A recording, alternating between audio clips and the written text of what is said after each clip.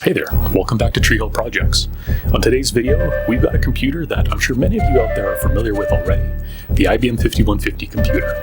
I picked this computer up a couple of months ago in somewhat working condition. It's a little bit dirty, it does power on, but it has a dead hard drive. So let's tear into it and see what we can find.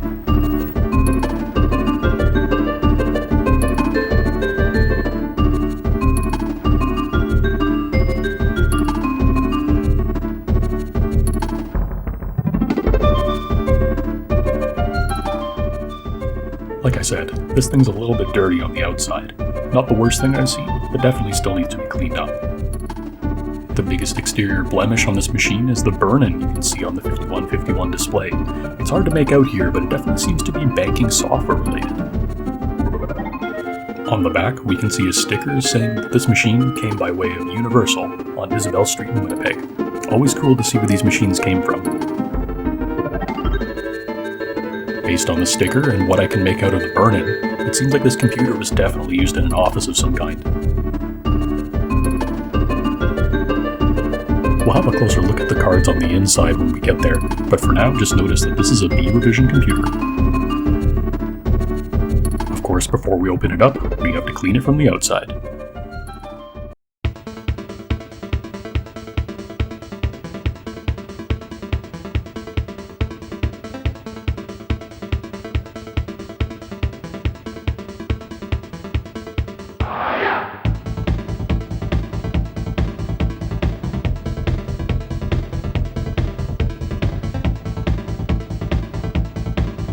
Here you can see the contrast between an area that I've cleaned and a spot where I haven't yet.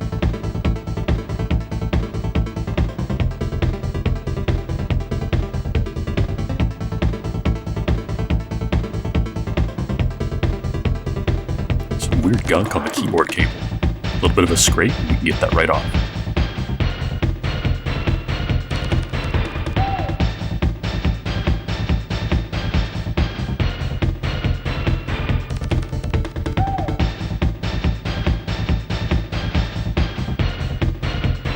Alright, that looks a whole lot better. Time to hit the power switch and hear some old computer ASMR. And now you'll get to see this thing boot up in real time.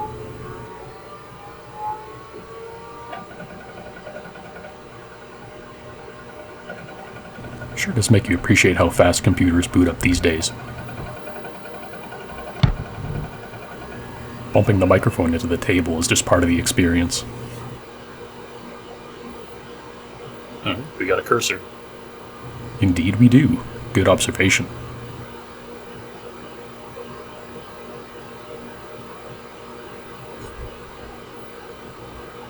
We do indeed have a cursor. And the amount of time that takes this thing to boot up, you could boot up your own computer and subscribe to the channel.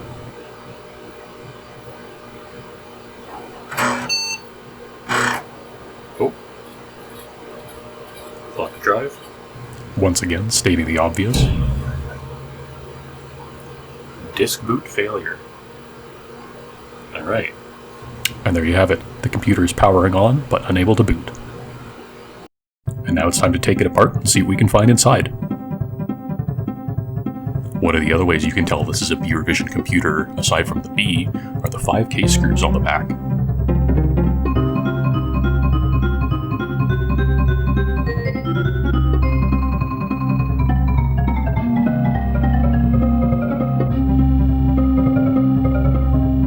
And amazingly, you can see the same Universal sticker on the power supply on the inside.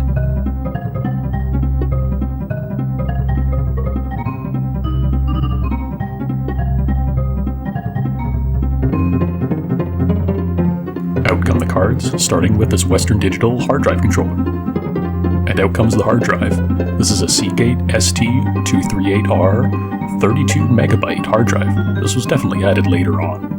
5150s didn't come with a hard drive standard from the factory. That didn't come until the 5160, and even then, hard drives were only about 10 to 20 megabytes in size. Out comes the floppy controller card.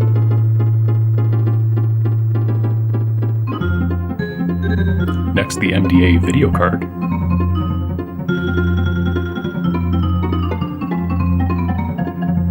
memory expansion card,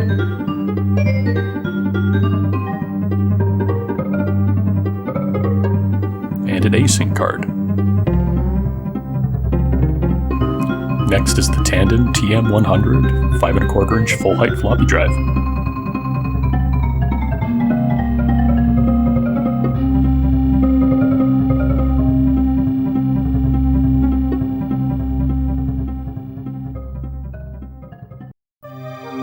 There's all the cards out. Before anything else, let's pull out that big piece of lid down there. Not sure how that got in there.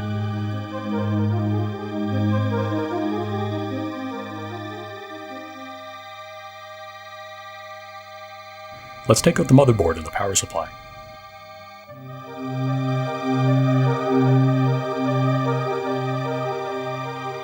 Before we go any further, I at least like to take the power supply apart to see if everything looks okay in there. You can already see it's dropping a ton of dust on my desk.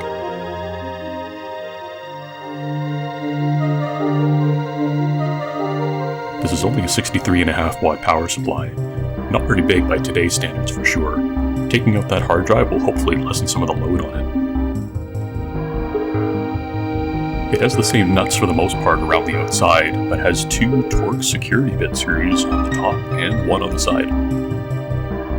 The most common way I've seen these not start up is from a shorted tantalum capacitor on the motherboard, which the power supply protects itself against. Thankfully, I didn't have that on mine here. Look at that dust. This must be what it's like to dig up old ancient artifacts.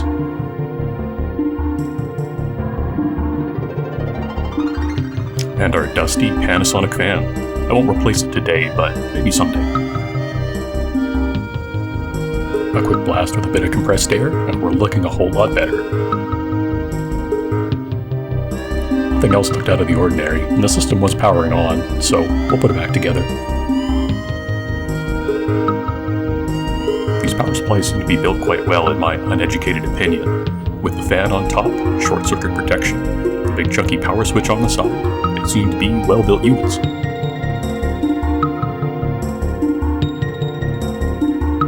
And here's our motherboard, looking a little bit dusty down in the corner there, but otherwise not too bad. I'm sure this was more normal for the time, but the AMD Intel 8088 CPU is so funny to me. And here we can see again that this is one of the later board revisions, the 64KB to 256KB version.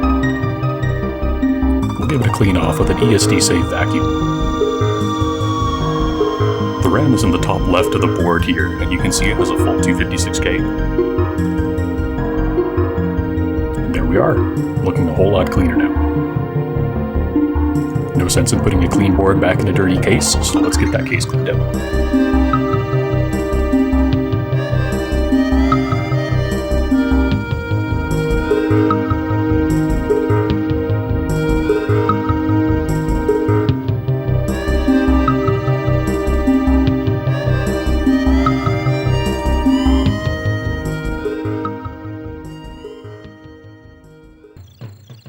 With the case clean, let's have a look at some of those cards we pulled out, starting with this one, the memory expansion card. This here is a Pure Data PDI 256 memory expansion card. Now about that, that's not something you see every day. Made in Canada. Next up is the async card. This is basically just a serial card. Now for the video card. This is an official IBM MDA video card from Monochrome Graphics. I believe the other port on the end is a parallel printer port. And now the floppy disk controller card. This can support up to 4 drives, 2 internal and 2 external. And now that hard disk controller that we pointed out earlier. I don't plan on putting this back in the case. I do plan on keeping the hard drive there, but we have no need for this card for now. And once again, our floppy drive. Let's just have a quick look, make sure that everything's spinning free. Our belt is intact, and the motor spins. I don't have any 5¼ inch disc to test in this thing for now, so that's all we can really do. Last but not least is our hard drive. It's hard to believe that this is a half-height drive. We'll stick this back in the computer just because I've got nowhere else to put it. Now let's put it all back together.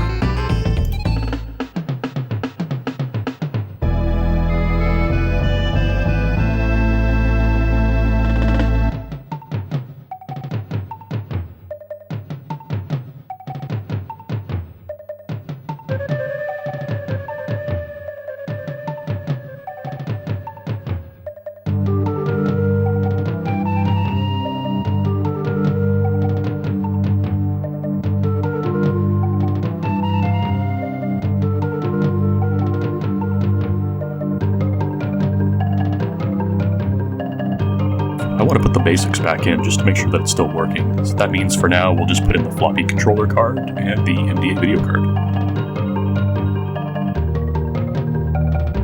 A quick look at these switches before we power things on, just in case something got bumped in all the cleaning.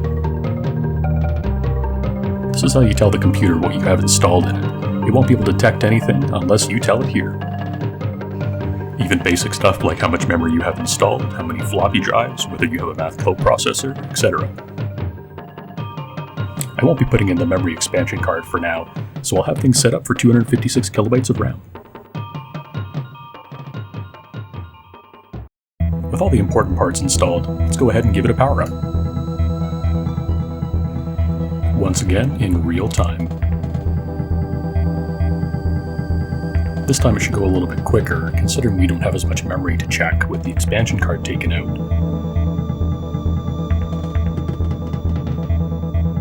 So I'll take this opportunity again to say like and subscribe.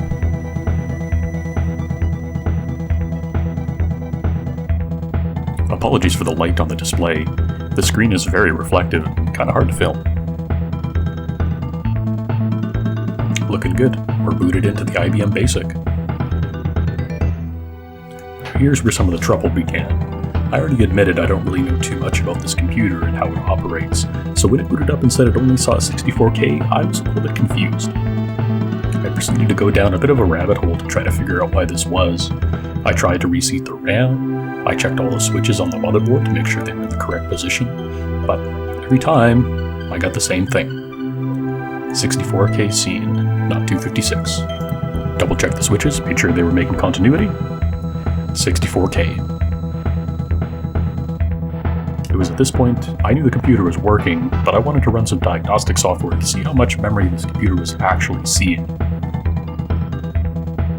So it was time to put the first upgrade into the computer, a standard XT to IDE hard drive emulator, this one coming from Monotech. And down another rabbit hole we go. Now this is where I learned the hard way that you can't install an OS on this machine as easy as you can a modern machine.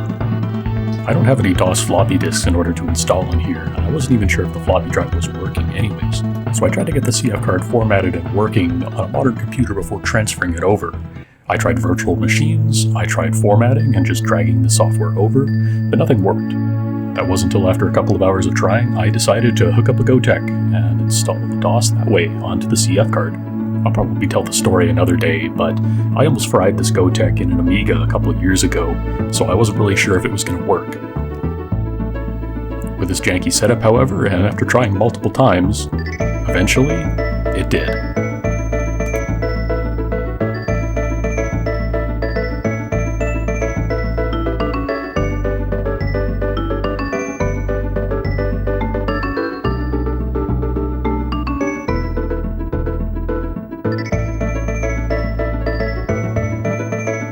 So, with the GoTech deciding to actually work, let's install DOS 3.3.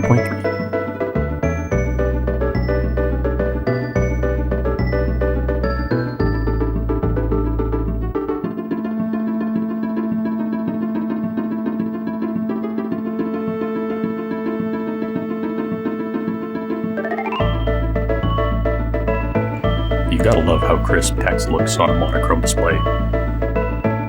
After admittedly hours and hours, we finally got it working on the CF card and booting up by itself.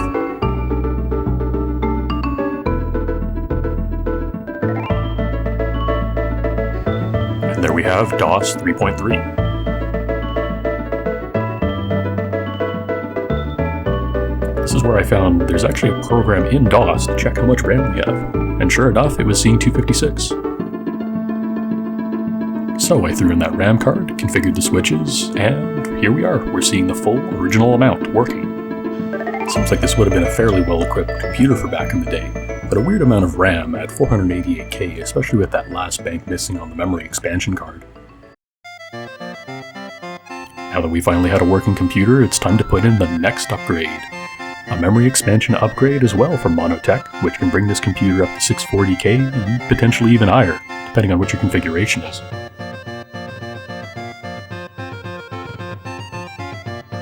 You just have to configure the dip switches at the top to tell how much RAM is active on the card. It piggybacks off the XT to IDE card just like this, and with one screw to keep it in place.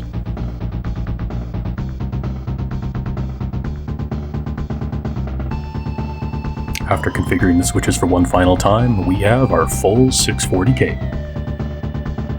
Sort of. It's obviously showing more than 640K, but I couldn't really tell you why that is.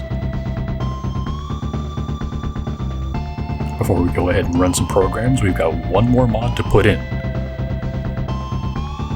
Admittedly, this one isn't really needed for most people, including myself, but here we have it, an Intel 8087 math coprocessor.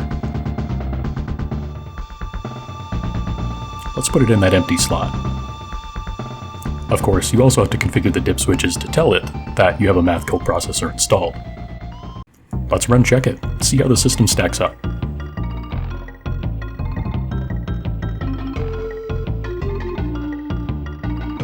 The software confirms our suspicions. We have an IBM PCXD class machine with an 8088. And just look at that math performance compared to the stock system.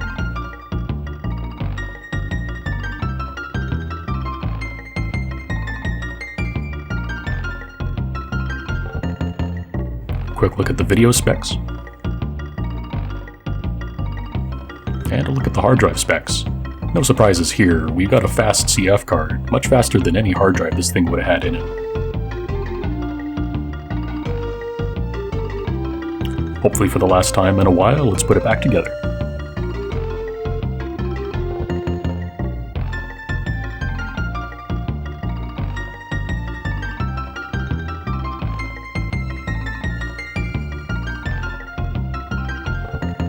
Last quick thing before we run some software, to satisfy my curiosity. This keyboard is incredibly heavy, so let's see how much it weighs. Oh my goodness. And in all its glory, I give you the 5150.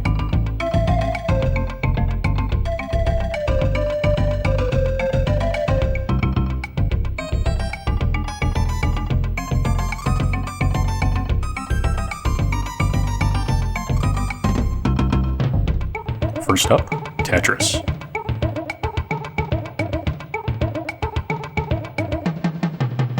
Pitfall. Not that Pitfall. A classic, Rogue. I'd never heard of this one before, ZZT. I tried to run some old AutoCAD, but frankly I couldn't figure out how it worked. I could, however, run MATLAB and ask it some important questions, which it got wrong. 21? You stupid. I still plan on playing around with this computer more, but this video is getting long enough as it is. I tell you, I certainly learned a lot with this project. How to install DOS, how to format a CF card hard drive, what's needed to get that working, how to get a GoTech in there, and how to do some basic troubleshooting. For my next project, I'll certainly have some DOS floppies on hand. One of the things that I learned is that some programs just don't support monochrome graphics. Some will tell you, and some won't. So in the future, I'd like to put in something like a CGA card and get a CGA monitor. That way I can really see what this thing can do. So there we have a working IBM 5150 computer. Maybe we'll see it again on the channel someday if it decides to break, or if I decide to put some more upgrades into it. So if you liked the video, I encourage you to subscribe, and I'll see you in the next one.